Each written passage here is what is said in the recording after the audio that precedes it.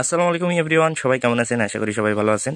আমরা চুয়াডাঙ্গা জেলা মাখালডাঙ্গা ইউনিয়নের নিয়ালপুর গ্রামে গিয়েছিলাম লবঙ্গ মেলা দেখতে, এবং এই মেলা প্রতি বছরই এখানে উদযাপিত হয় এবং প্রচুর মানুষের ভিড় হয়। আপনারা দেখছেন যে এখানে কিন্তু অনেক দোকান পাশারি বসেছে।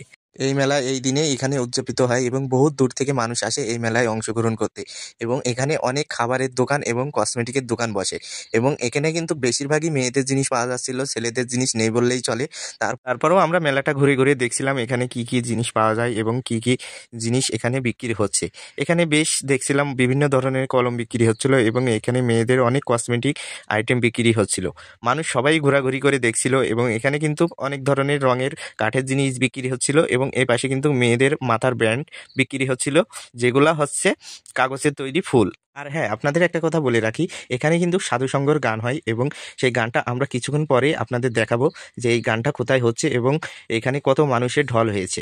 এবং আমরা দেখছি এখানে কিন্তু সুন্দর সুন্দর চাবির রিং পাওয়া যাচ্ছিল, এবং এই চাবির রিংগুলো দেখতে খুবই কিউট, এবং এখানে কিন্তু মাটির অনেক রকম জিনিস বিক্রি হচ্ছিল যেগুলা মানুষের খুবই পছন্দ, এবং মানুষ কিন্তু বেশ মজা করে এগুলা কিনছিল। এবং এই পাশে বিক্রি হচ্ছে ঝিনুকের কসমেটিক, যেগুলা মানুষ দেখে খুবই পছন্দ করছিল, এবং মানুষ হাতে নিয়ে দেখছিল যে জিনিসগুলা কীরকম। এদের আইটেম কিছু বিক্রি হচ্ছিল সানগ্লাস, মানিব্যাগ এবং ইত্যাদি।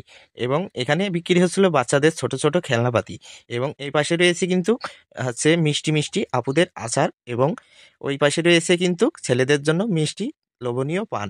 এই পান আমরা ট্রাই করে দেখিনি, হয়তো কোনো একটা ভিডিওতে আপনাদের ট্রাই করে দেখাবো। এবং এ পাশে ছিল কিন্তু নাগরদোল্লা এবং নৌকা, যেগুলো এই নাগরদোল্লা এবং নৌকায় আমরা কিন্তু ছোটবেলায় অনেক উঠেছি এবং মজা করেছি। আজকে হয়তো আমরা উঠতে পারিনি বা উঠিনি, আমরা অন্য একদিন উঠে দেখব যে এই নাগরদোল্লা সেই ছোটবেলার ফিলিংসটা কেমন ছিল। এবং এই পাশে ছিল হচ্ছে এইখানকার যে সাধুসঙ্গ হচ্ছিল এখানকার মাজার। এখানে কিন্তু 8টি কবরস্থান আছে, যেটা ভিডিওতে আপনারা দেখতে পাচ্ছেন। এই কবরস্থানে সবাই মনে করেন টাকা পয়সা দেয়, এবং যার যার মনের বাসনা আছে সে এখান থেকে এসে মান্যত করে। এবং এই পাশে ছিল অনেক খাবার সামগ্রীর দোকান, যেটা আপনারা দেখতে পাচ্ছেন। এখানে কিন্তু মিষ্টি, চার দোকান এবং অনেক রকমের দোকান কিন্তু বসেছিল।